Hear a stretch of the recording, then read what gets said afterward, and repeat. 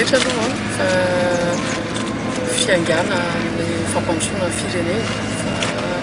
endrika iray fampandrosoana firenena ty village ty nangatahany francophonie amin'ny fiarikarena malagasy manitikitika ny maro hoe manomboka ve ny village francophonie efa hitanareo io manomboka ny village francophonie ho vita ve ho vita ny village francophonie manomboka fondation zay zao dia ny gros œuvre fin juillet vita ny gros œuvre zany hoe ny rindrina mitsangana amin'izay rehetra mamboarina eto dia ny finition manomboka volana avril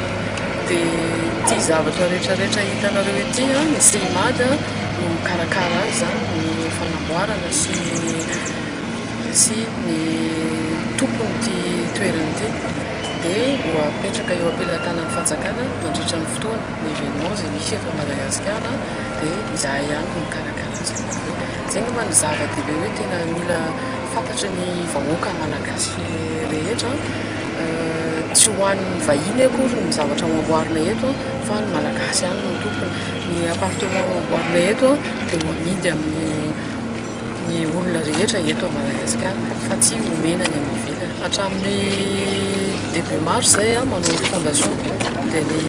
rindrina atao hoe gros œuvre fin juillet dia ao anelanelan'izay zay mandritra n'izay gros œuvre zay zany hoe ny fomba fiasanay ahavitana azy aingana to mahavita deux étages zany hoe eo amin'ny rihana faharoa ny trano dia manomboka ny finition amin'ny rez-de-chaussée zay dia miakatra zay ny fomba ahavitana io